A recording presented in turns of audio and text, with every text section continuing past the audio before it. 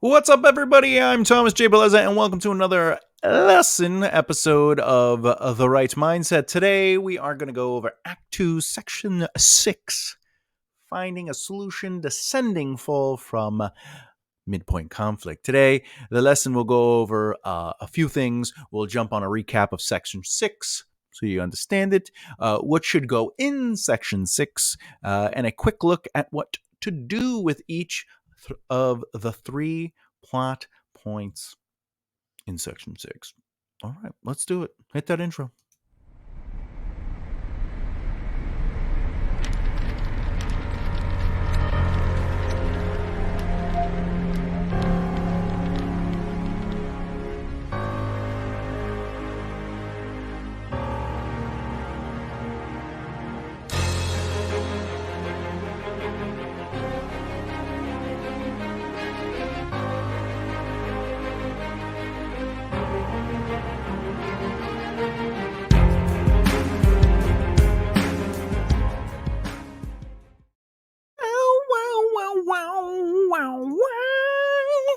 As always, just so everyone understands, this is based off the. I'm adopting the method from Kat O'Keefe, or Kate O'Keefe, Kat O'Keefe, Catherine. 27 chapter outline. I've changed it to the 27 plot point outline.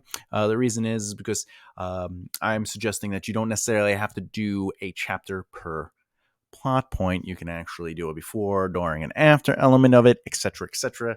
Do with it as you will. However, I recommend you follow her YouTube channel to explore alternative methods in writing. Her YouTube channel link will be in the description below. Before we get started, if you're a beginner or advanced writer, author, or screenwriter, click the subscribe button and hit the bell icon so you don't miss out. Let's get to it. Recap of Act 2, Section 6. The three main plot points in Section 6 are going to be plot point 16, 17, and 18. Oh, we're getting there. We're getting to the end. 16 is the protagonist reflects on the long-term impacts of the midpoint conflict. This is a direct response to anything that has happened in the actual midpoint conflict. Ultimately, they are dealing with the consequences of the midpoint conflict, whatever that might be. 17, plot point 17, is the protagonist decides to take action to resolve the problem created by the midpoint conflict. There is a motivation and desire within the protagonist to resolve the problem, and it gets them moving towards a solution. Usually, these are trials the protagonist needs to go through to find their determination. Ooh, okay. And plot point 18 of Section 6 is, despite the setbacks, the protagonist decides that they will succeed no matter what. All right. What does that mean? They are dedicated to the solution of everything that lies ahead of them. Even though the stakes have been raised at the end of Act 2, the protagonist knows they have to do this. Yeah. This is basically these three plot points, or Section 6, is the conclusion of Act 2. After this, we jump into Act 3, so that's always exciting. As always, let's take a little look-see at the Shawshank Redemption. All right, so this is the outline for Shawshank Redemption. If we haven't already, just a real quick, the plot point before we get to Section 6 is basically Andy is set immediately, as it says, sent immediately to solitary confinement for 2 weeks for the opera music he had played. When he gets out, he tells his friends that the stretch was the easiest time he ever spent, as you can see on the screen, because the whole thing, he got to have Mozart in his head. And then Red's like, hey, I used to play harmonica, and this is seated for later. All right, so let's get into Act 2, Section 6, Finding a Solution, Descending Fall from Midpoint conflict. All right. So the first plot point, 16, the protagonist reflects on the long-term impacts of the midpoint conflict. In this situation, Red gives Andy a new poster, a new affirmation of their friendship, right? Andy needs to fix his relationship with the warden because he kind of, tested the waters a little too much. We welcome to our second look at Red's parole hearing to be released. Spoiler alert. As it says, he is denied again. He's been here for 30 years now. This time, he doesn't care. He just goes and he goes, whatever. No, I guess I didn't do it. He's like, not that he doesn't care, but he's not nervous like he was when we first saw him in the parole hearing. But he's also not like, just do whatever you got to do. He just goes and he goes, yeah, I'm rehabilitated. Four, Andy gives Red humanica, or rather hope that the old world, the outside, exists. And five, Red accepted his place in Shawshank. Red reflects on the harmonica, the hope, and where he is after 30 years in this place. Playing it shows that he has the slightest bit of hope still in him. Ultimately, what that's saying is he feels he is institutionalized, which is a reflection of the midpoint, where the challenge is Andy knows that this is not where he's supposed to be, and Red believes this is where he is going to die. All right, 17. The protagonist decides to take action to resolve the problem created by the midpoint conflict. Ultimately, Andy's like, you know what? I'm gonna really dive in and accept my position here, and I'm going to make right everything and take full advantage of what the warden is giving me, and therefore, when I get the $500 annual funds, turn the small library into a new library. Andy organizes the new funds to build a nicer library and help prisoners with their education. Fun moment with Count of Monte Cristo is that they are digging a tunnel in that story too. It's a nice little seed of fun, as they say. The warden officially takes advantage of Andy's brain by beginning the crime of skimming, stealing, and taking advantage of the bribes. Behind every shady deal was Andy. 4 night drops, as always. This is seeding the process with the suits, the shoes, and Andy being the one that handles all the paperwork, cleaning of the suits, and gets leeway in moving around the prison. So this is good. We're getting to see how Andy took he was like, how far can I go? I don't care. I just want to embrace this music and the feeling of freedom.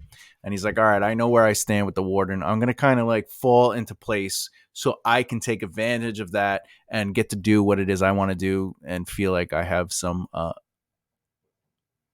opportunity.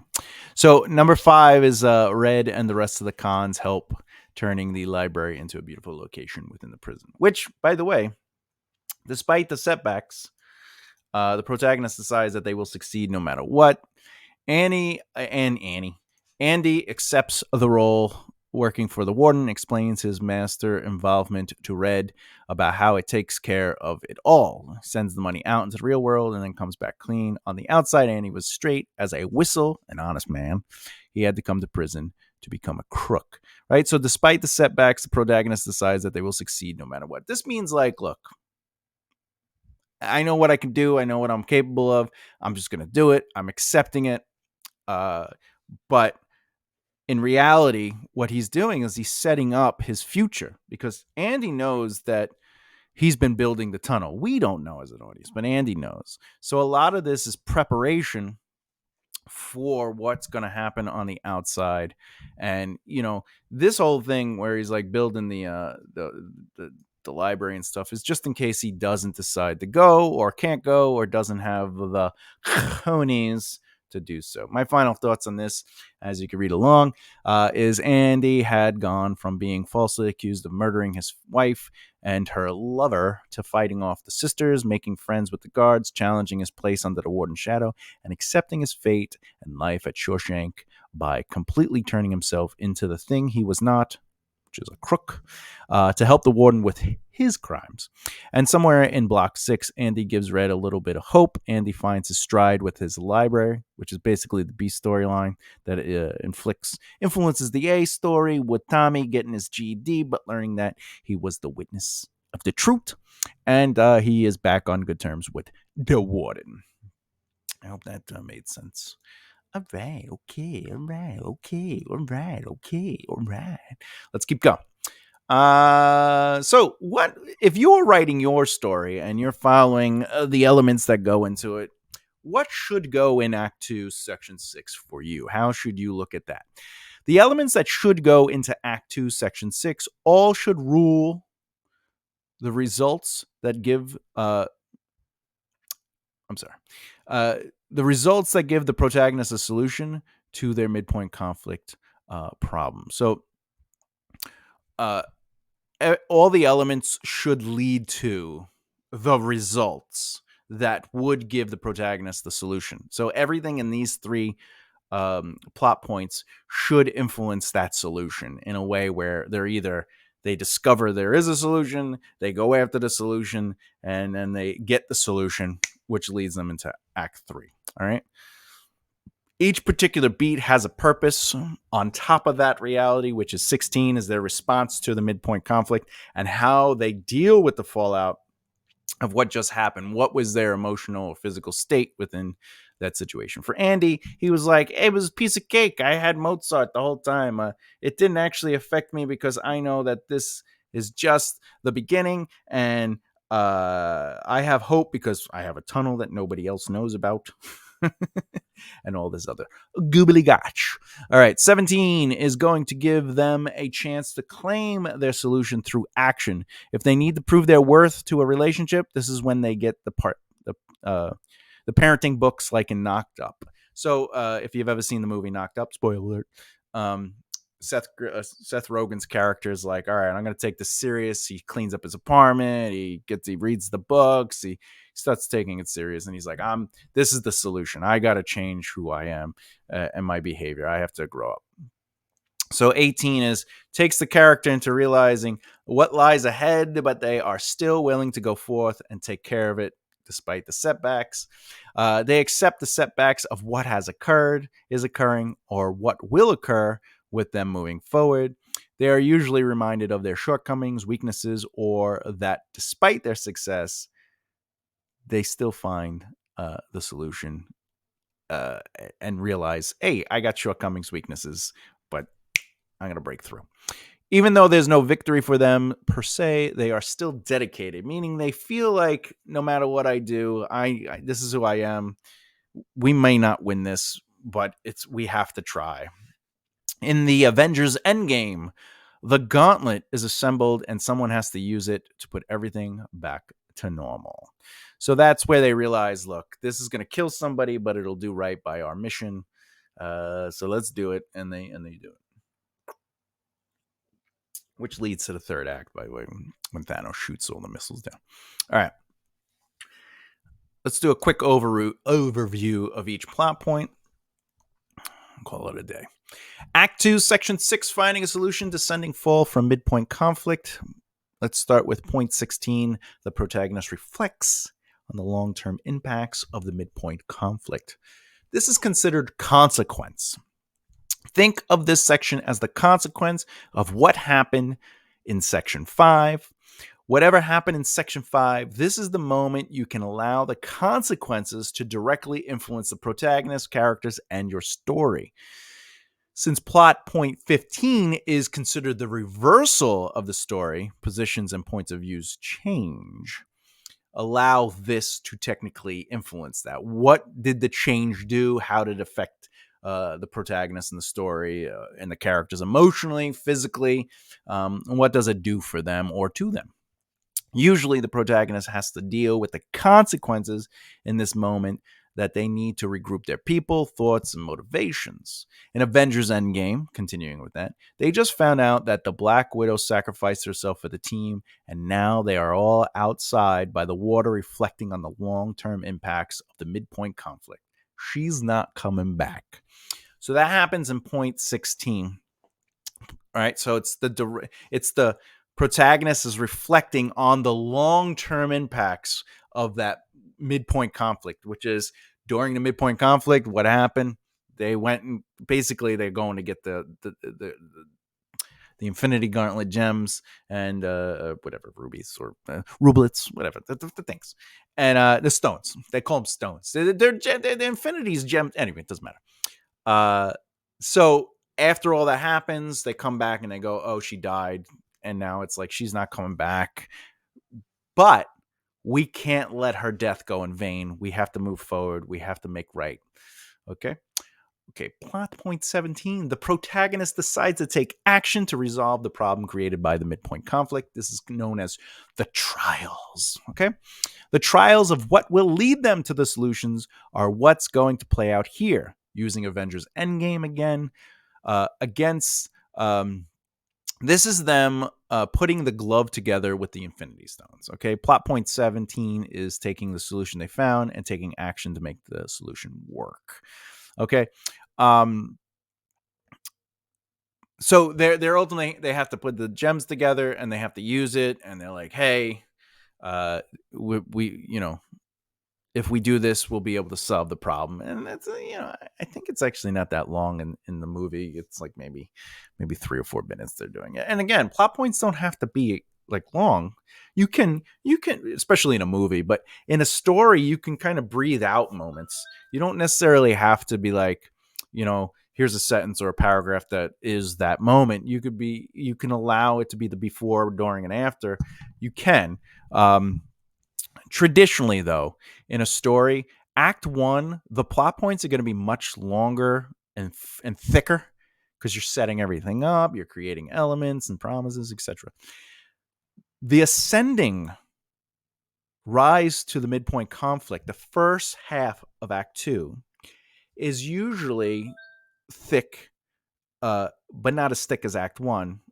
But it's thick enough because you're actually showing your protagonists capable of everything you set up in Act 1.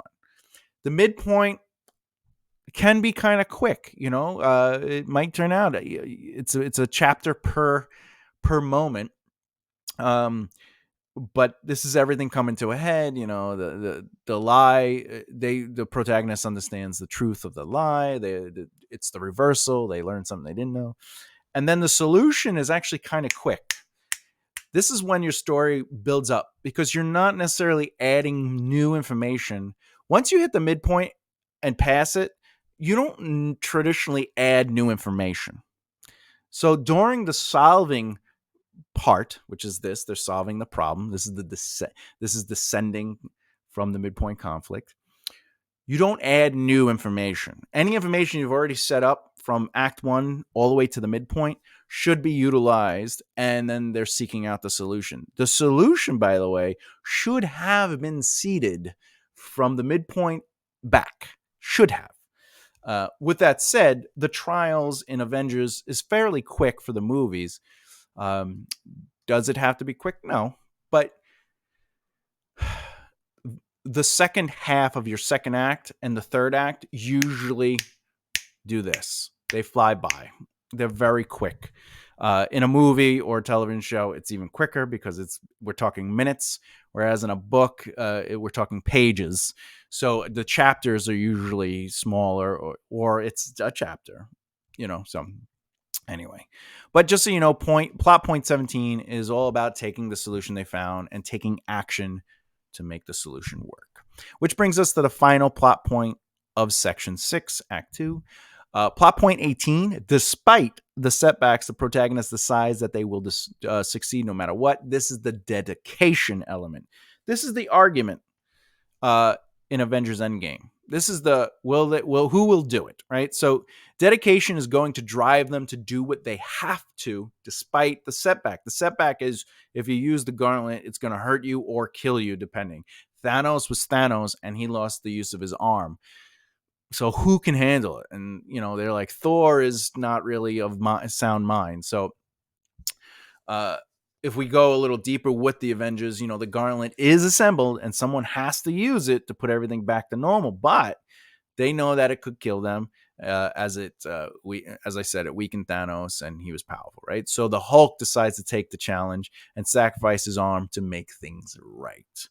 Okay. And that leads us into the Act 3. Okay, final thoughts. However, you look at the final section of Act 2, use it to give your characters hope that there is a chance they will be victorious.